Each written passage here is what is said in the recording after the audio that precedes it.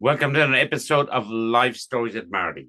I'm Marty here in Melbourne, and I have a very special episode, not just a very special guest, a very good friend of mine, a Victoria police officer who's done almost 38 years plus here in Australia.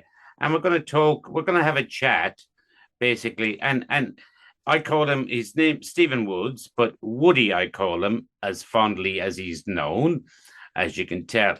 Woody, tell me about your life growing up, please. Yeah, sure, mate. Good to talk to you, Marty. I grew up in Frankston, which back in those days was quite a tough little town.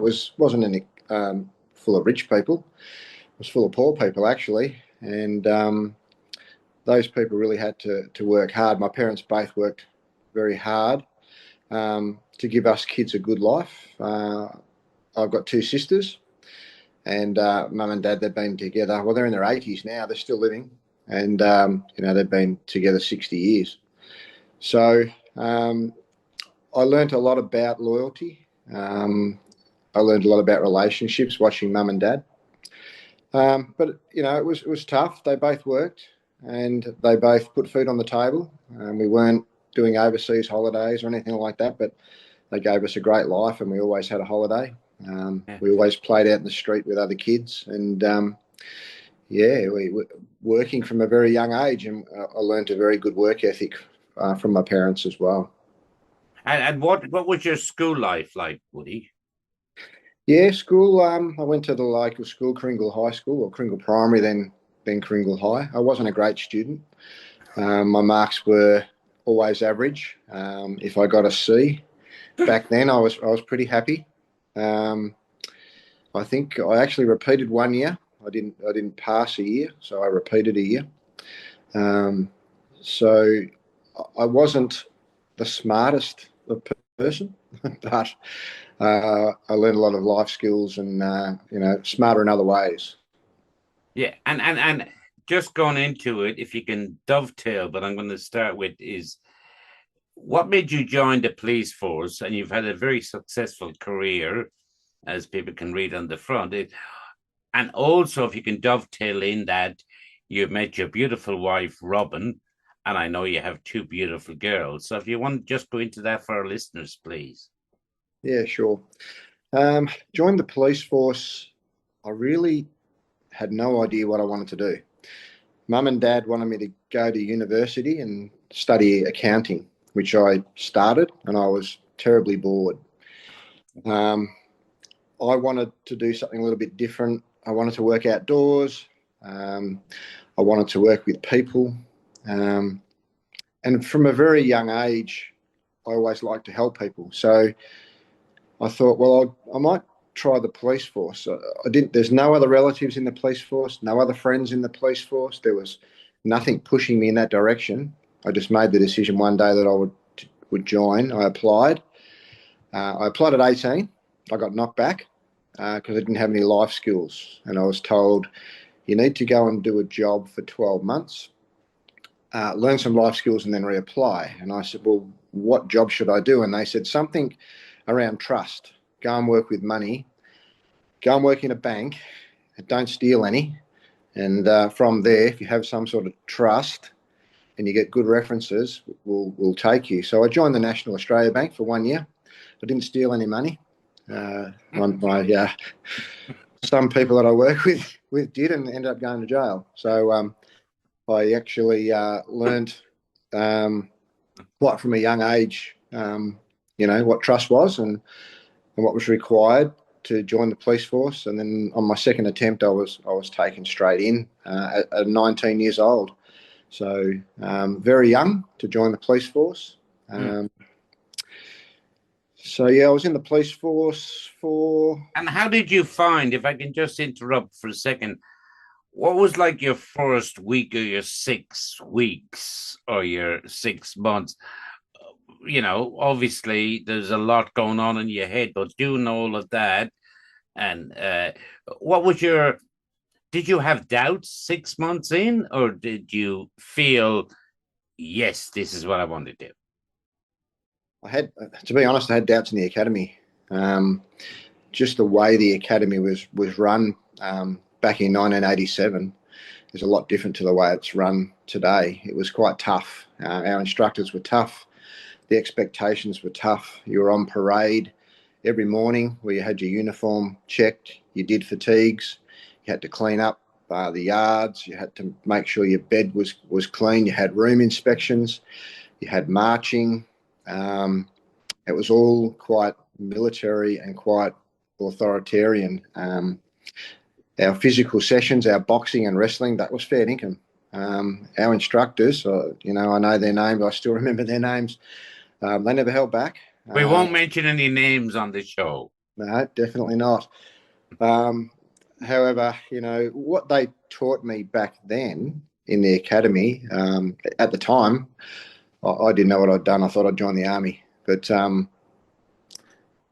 very appreciative when you look back about the skills and the resilience and the toughness that was embedded right back then when I was 19, has led to me being able to do 38 years.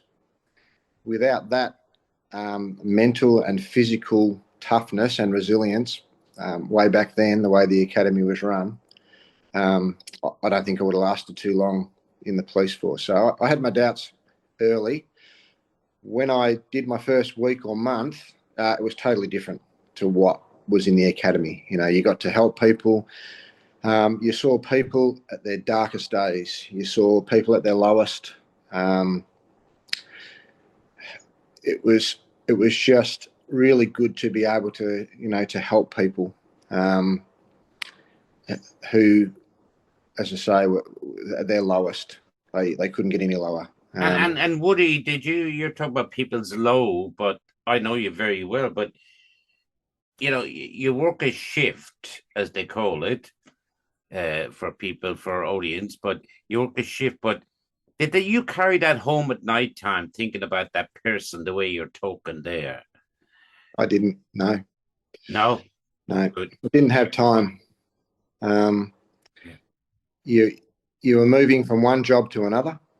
You'd see some horrific things. Like my career, Marty, I've seen over 400 deaths. And they have been, a mixture of suicides, car accidents, just general misadventure accidents, murder, quite a few murders, shootings, stabbings, drownings, cot deaths. When I look back and had a quick check of my records, I've attended to over 400 deaths. And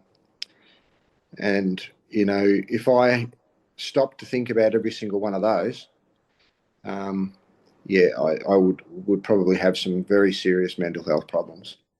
Well, we're going to go into the mental health side, but I want to just follow up on what you're saying there because you've triggered in my head. What was the worst scenario that you dealt with that did stick in your head? My very first car accident has stuck in my head. The worst, it was a domestic situation where the husband had killed his wife. That was very early in my career, and a lot of people ask me about that. It is tough to talk about still. However, I will always remember that one. I don't remember names and I don't remember dates. I remember the house, but I think it's good that I don't remember, all the specifics about the date I went, the time I went, how long I spent there, what the husband's name was, what the victim's name was, what their children's names was, doing the death message to their parents and all that, those sorts of things. I'm probably glad that I don't remember every single detail. That a domestic situation was the worst I've ever attended. And Woody, you alluded there when you're saying, obviously over your period of your years, was that difficult when you did car accidents or murder or suicide? Was that difficult to tell the parents? It is, mate. The death message is actually worse than attending the scene. Yeah, that's what I was alluding to. Yeah. Please Yeah, tell us a you little attend bit. a scene, the person's passed. You just go through your routine. You make sure that the scene is secured for the photographers and for the crime scene people. You call the government undertaker, who will come and take the bodies away, and you protect that scene from onlookers, and you just go into like a routine. If the person's passed, it's very difficult if they haven't passed. I'd say serious injuries are more traumatic because the person's still alive. They're talking to you. They're in a lot of pain. They're screaming. Um, you've got to do the first aid, so you're covered in blood and you're being screamed at, yelled at. There's no specific routine for that. You've got to try and save life, and sometimes you're making promises that you can't keep. This person's going to pass. Yeah. Their injuries are just that horrific that they're just hanging on, and you're telling them that they're going to be okay, and they're not. They're saying to you, look, if I die, can you tell my wife this? Can you tell my son that? Can you tell my daughter that? And you're agreeing to that, but you're also saying, look, you're going to be fine, but you know that they're going to pass, and then they do pass, and then you've got that situation where you've made a promise. Do you now go and talk to the wife and say, look, whilst your husband or whilst your son or daughter was dying, I promised that I would tell you this or give you this. Sometimes I'll give you something and say, can you give this to my loved one if I pass? So they're the more traumatic. The death ones are the easy ones. And not only that, what you're saying there is kind of you're triggering in my head. It's very dramatic because I thank God I haven't witnessed that. But I'm going to ask you now: is people that you worked with and with yourself, mental health, which runs within every part of society, what have you seen with that, and what do you think? Like, how is your mental health? All those things that you just been talking about. I'm sure my listeners will want to know. How did that affect you? I mean, I know you. You're a tough bloke, you're that, but how does that take it inside and does that bring it home? Yeah, that's a good question, and it's an individual, very personal question because everyone deals with things differently. I think for me, I was fairly lucky that I was sort of a routine sort of a guy. I started work very early. I was not handed everything on a platter. I worked for everything I had.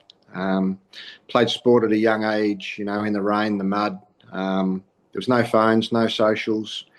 We made our own fun. Mm. Peer groups were tough. When I joined the police force, my sergeants were tough. My dad was fairly good in that way, but back then it was you work hard, you play hard, and you move on. You don't dwell on things, and you turn up to work the next day, no matter what you saw. We had a very good support network back then. It was if you'd had a tough day at the office, the sergeant would come and grab you, pat you on the back, come on son, come and have a beer. We're going to the pub. And we'd go down the pub and we'd have a beer and we'd talk and chat. And he'd say, yeah, it won't be your last, you'll see plenty of this. And it seemed to work, Marty. That sort of Yeah, behaviour. that works, but I'm just thinking in your mental head, like you go away, that's fine, the pat in the bag, but you still have to carry on. That's going to affect, and obviously with your experience, you've done 38 years. I mean, and as you say, you're a very mental health and with the police. I mean, you loved the question now I'm going to ask is, you love being a police officer. Yeah. Yep. The job has been really good to me. Yep. Yeah, and you've been a very good police officer. So, what advice would you give to younger police officers that might suffer this kind of trauma? Or Yeah. if you can tell us, please, for my listeners, is what's your opinion on mental health within the Victoria Police? All right. I mean, it spreads over all countries, but just give us a little bit on that, please. Yeah, sure. So with me, for 40 years, Marty, I've had the same routine. And this routine's worked for me, and it's worked for many, many of my colleagues that I've spoken to about mental health. I'm a very big mental health advocate, and I do a lot of mental health work outside of the police force as well, which I'll Yes. talk to you about if we have time. But for me, put your hand up is the very first thing. If you go to bed at night, close your eyes, and you see exactly what you've seen during the day, that's quite normal. Don't panic, don't stress, don't think anymore about it. Within 24 hours, it's quite normal. 48, things should start getting a bit duller. You should be able to close your eyes, and you should be able to, if you see what you saw during the day, a dead body or whatever, you should be able to block that out. 36 hours to a week. If you're still seeing it, then it's a very big trigger that, you're going to have to now go into some sort of routine which is going to help you stop thinking about that. And for me, it was admit it. Okay, I've now seen this dead body 3 nights in a row. It's a trigger. I need to now put my hand up and talk about it. I need to get some help. So you need to talk about it. You need to, whether it be your mum, your dad, your brother, a friend, say, hey, look, I've 3 nights in a row now, I've seen this dead body. I shouldn't be still seeing this. And you've got to talk about it. If you don't talk about it, it's going to stay with you. And then 2 weeks, 3 weeks later, you're still not sleeping. You're still having these flashbacks. It's going to be too late. So talk about it. Exercise is the main key for me. As soon as I start exercising, I release all the chemicals my body needs to help me move on and think about other things, other positive things in my life. Whether the exercise is an hour walk a day or I go to the gym. I go to the gym every day, Marty. Except Yes, I know. And I have done for 40 years. It's a routine, and it is something that I am blessed with because it's stopped me getting mental health issues. It's stopped me. Is that a release, Woody? Is it a release that you do that from, as you were just alluding to, with mental health? And you're very, I know you so well, and please, my listeners, is what advice would you give? And I think it's very important. Is what advice would you give to younger officers? You've done 38 years. You started back when the times. Now you've got all young officers, women and men in the force. What advice would you give on the side of mental health? How they can kind of control it before it happens to them? Yeah. That's exactly right. Control it before it happens. Yeah. I do this every day, Marty, so I could reel this off the top of my head. It's put your hand up and admit it. Don't think for a second, if you're a man and you find yourself getting changed at the end of your shift and you've got tears running down your face because you've had a bad shift and you've seen some bad things that you didn't want to see, that's not normal. That's fairly normal. I see members sitting in the locker room just with their head in their hands, like they've had a bad day. They need to talk about it. They need to go to their, someone they trust in the workplace. Doesn't have to be their boss or, but if they come to me, which they do, my advice is what you've seen is quite normal. But it's not something that's going to define you as a person. This is a tough job, and this is going to happen to you regularly. So you need to talk about it. Who are you comfortable talking to? We can put them in touch with counsellors and psychologists and all those sorts of things. But I find that your sergeant or someone that's close to you that knows you is a good one to talk to because they've been there and done it. And they've actually had the nightmares at night and they've had the cold sweats and the shakes and everything that goes along with it. But if you can talk about it, rather than thinking, if I bring this up, I'm weak.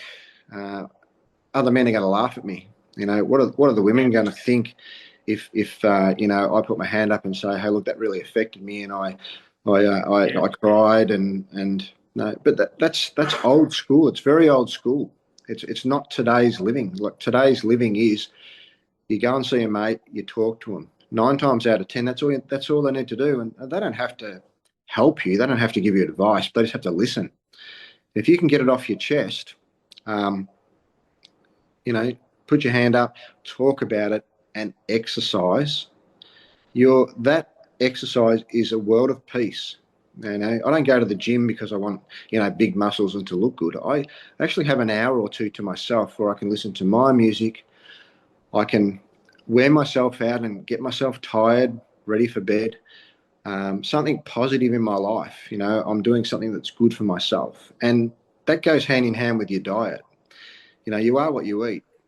If you are eating, takeaway pizzas and Maccas and KFC and all that, and eating sugars, and it's not going to help your health at all, let alone your mental health. So your diet and exercise goes hand in hand. So if you can eat, a good bit of protein, some chicken, fish, steak, have your veggies, have your proteins, and stay away from sugars, and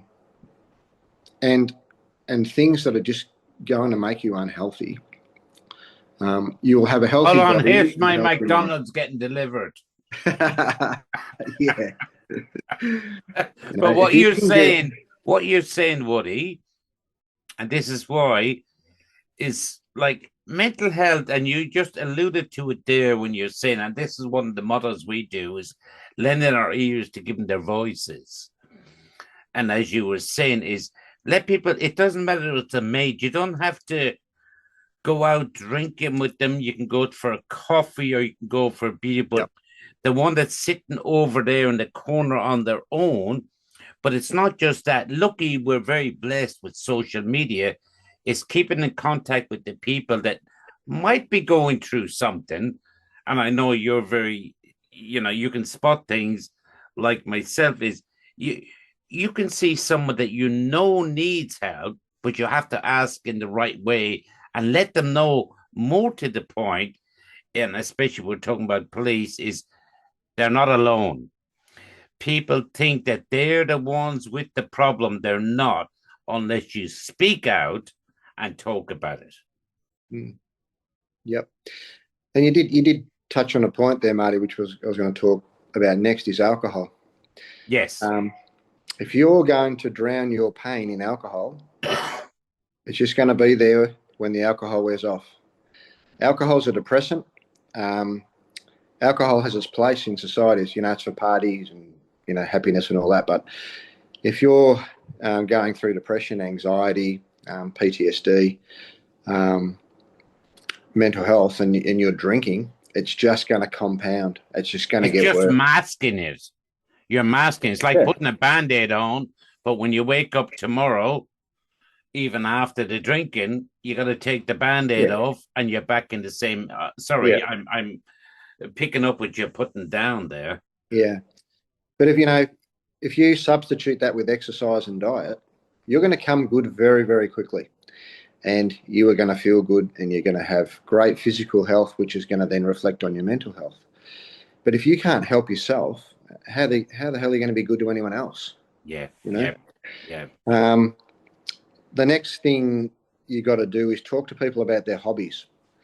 The line I use, Marty, is what makes you happy. What do you do in your life that makes you happy? Yeah. And that is a very good line for anyone to use if they think someone's got a mental health problem, like sitting in the corner by themselves, as you mentioned before, and you want to start a conversation, but you don't know how to start it. Start it like that. What makes you happy? What do you do that makes you happy? Yeah. And they will then talk to you about everything they do that makes them happy, and whether that's, fishing, camping, motorbike riding, playing golf, whatever they do. And then the very next question to ask is, when was the last time you did that? And if they say to you 12 months, 18 months ago, there's our problem. There's our problem. What makes you happy, you've got to do every week. Once a week, what makes you happy, and that will help you with your mental health problems. So admit it, talk about it, exercise, diet, stay off the drugs, stay off the alcohol, do your hobbies, do what makes you happy. In 2 weeks, you'll come good. And I 3 think weeks, what you're 4 just weeks, you'll be saying perfect. there, Woody, is basically what I'm getting from this, and I'm sure my listeners are, is speak out, as you just alluded to earlier, and we say this, talk to a family friend. You don't, if you're embarrassed, if you've got a problem, you don't have to talk to a family member. Talk to someone that listens, doesn't judge you, but also put you on the right track. As you said, you don't need to go to a pub to have a beer. It's and thank God with social media, you can get on the phone and have a chat and ask them, which I know it's quite over here, is how are you going? Are you all right? And I think by you speaking out here tonight, the future generation that's coming up will know what to expect and know what to how to judge, the younger people moving up through the ranks in all the police force. So, Yeah. your advice. So, I'm going to let you continue there, please, Woody. Yeah, I think you've got to try those steps first. I think people are too quick to go to the doctor and get medication Yes. straight away. Yep. I've got a mental health problem. I haven't slept for 2 nights. I'm going to go see the doctor, and they're going to put me on some antidepressants and meds. Yeah, okay. I'd agree with that. But after you've tried, your exercise, your diet, doing your hobbies once a week, and if it's not working after 4 weeks, then maybe go and get some medication. But what medication does, it just levels you out. So you don't feel any emotion. You don't have highs, you don't have lows. You don't get upset, you don't get happy, you don't laugh. You're just a zombie. Yep. And a lot of my friends that have been on the medications for months and months, there's just no emotion. There's just no feeling. And I've actually said, get off it and start from scratch, and take the dog for a walk for an hour. Yep. Yep. Come home, and instead of eating a packet of Tim Tams on the couch and feeling miserable, cook yourself a meal. Eat properly, and these sorts of things. They've rung me up and said, oh, I've been doing this for 2 weeks now, and I feel a lot better. So I'm not saying medication is not a good thing. I'm saying it needs to be a last resort. And I hear constantly from people, I don't have time to exercise. Well, bullshit. Get up an hour earlier, go to bed an hour later. Well, Woody, I would agree with you with everything you're saying, and I would bring in, as you know, with moral injury. Like, moral injury is where you go to something and you go to a trauma, whatever in your life. But what you're saying there, you don't need, if tell me if I'm wrong, you don't need a pill. You don't need to go to the doctor. You don't need to be on antidepressant. You don't need to do that. You need to find why I'm in this situation and do stuff like you're saying. Distract yourself in your mind from that. Would I be correct? That's right. That's right. Your body will release the right chemicals that it needs for you to feel good again. I have a look at 99% of my workers that have gone off on mental health, Marty, and I don't want to really talk about body image or lifestyle or things like that, but 99% don't have any other interest outside of work. So they go to work, they go home, and they sit on the couch. They don't exercise, they don't eat well, they're overweight, they're quite unfit, they're unhealthy They drink and they eat individuals. too much. They drink, they take drugs, Yeah. and then they wonder why, that they've got these mental health issues when, other people that I can talk to that do have hobbies, they'll come home, they'll go, look, the boss said, go for a walk. I've done that. I've gone to the gym. I've cooked myself a good meal. I'm doing my hobbies, is what makes me feel good. I like to play golf, and I hadn't played golf for 18 months, and now I'm playing golf once a week. All these things are what get you away from the pills. But those people that go home, sit on the couch, don't want to engage with other people, they don't want to do anything, they've got no hobbies, they've got no interests, they just sit on the couch until work comes around again, and then they just don't go to work. And what that leads to... And what do you think, Woody? Why do they do that? Because they haven't admitted. The first step is to admit that you've got a problem and talk about it. They've missed those two steps. They just think, oh, well, this is my life, this is normal. I'll just go to work and I'll just continue on my lifestyle. But where that leads to, Marty, is massive anxiety, massive depression. And these people, they can't get out of bed in the morning after a while. They just want to stay in bed because it's their safe place.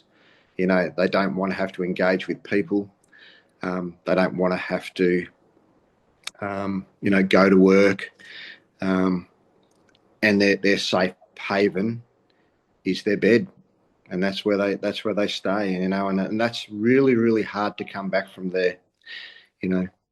It's the same people that I see, the 99% that don't come back are the ones that, I don't have time to exercise. I don't like doing it. Yeah, you know what? I don't like doing a hell of a lot of things in my life, and that's resilience. Doing things you don't want to do.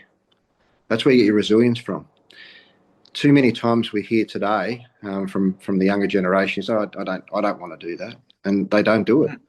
I don't want to do it. I want to be the boss. I want to start from the top. I don't want to do things I don't want to do. Just what you're saying there, Woody, is as you alluded to at the very start of the conversation, growing up, you got nothing for nothing. You had worked your way up. You're very successful.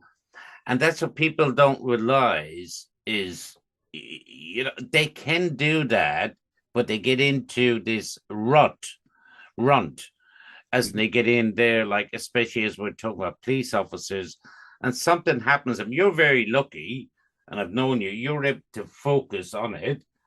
Some of the degree of dramatic or stuff that they see can really affect them. It can go from different levels. Most definitely. And that's where, your resilience comes into it.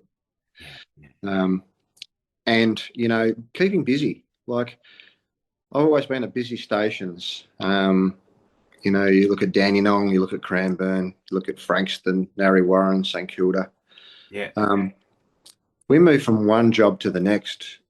It wasn't like you just did one particular job and so you might have had a death on that shift, and the rest of the 4 or 5 hours you had time to sit and think about it and replay it over and over and over in your mind. No, I was at the next job. I remember one day I went to a fella who'd hung himself. That was the first job. From there, went to a car accident where 3 people had died. And then from there, I went to a cot death. And that was all in one shift. So, and then the very next day, we were back at it. We had 32 jobs to do in one shift. And then the next day we had 32 jobs to do. You just keep rolling.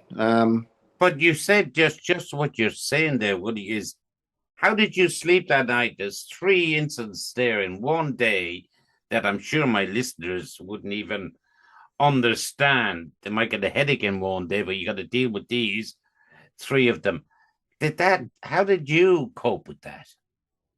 Well, my shift ended at 11 o'clock at night, and I was due back on at 7, but I didn't get home till 3 in the morning.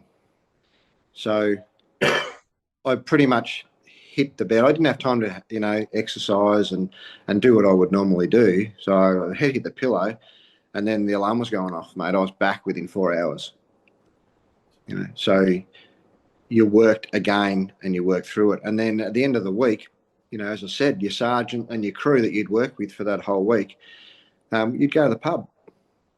And, you know, Yeah. your sergeant would take you out, you'd have a few drinks, you'd talk about what you'd seen. You know, your sergeant would bring it up and go, geez, that bloody cot death was a shocker, wasn't it? And, you know, you did really well handling the parents and all that sort of thing. You know, you take a dead baby out of a parent's arms. Um, it's the hardest thing you're ever going to do, you know. And, you know, they'd praise you for it and you talk about what a good job you did and how you helped people and, you know, and you just back it up and do it again the next day. But you didn't say, oh, yeah, nah, easy. Nah, didn't worry me at all, you know, because your sergeant would go, bullshit. It did worry you. Yes. Don't be the man here. You don't need to brag or prove anything to us. We were all emotional and, you know, these things are very hard. And you'd go, yeah, you're right. Yeah, but it was hard. And you'd talk about it and he'd tell you a story about, you know, one that he had and your mate would tell you a story about what he had and, you know, and you'd actually learn from them. You'd go, geez, he handled that really well. If I ever get something like that, I'll do it that way. And I'm not saying that I'm a robot, but I'm saying that, you know, to put your hand up and chat about it and get it off your chest. But then, you know, for me, straight to the gym or go for a walk or a run. And I've done it for 40 years. You know, I'm still at Okay. the Can I gym tonight. ask you something? We're going to be running out of time soon, but one thing I want to know is I know your beautiful wife and you have two beautiful children with Robin. How did she deal with it? People always talk about their experience in the army or in the police or in whatever. How did she deal with what you went through, or did you just shut your mouth when you got home and never spoke about it, which she Um, probably asked you to do? as you know, Marty, I'm very protective of my family. Yes. My family believe in unicorns, rainbows, and butterflies, and I'm happy that they believe in that. If I speak, you know, I might come home and speak poorly of someone or a particular nationality or something that I've had a bad day, and they're like, oh,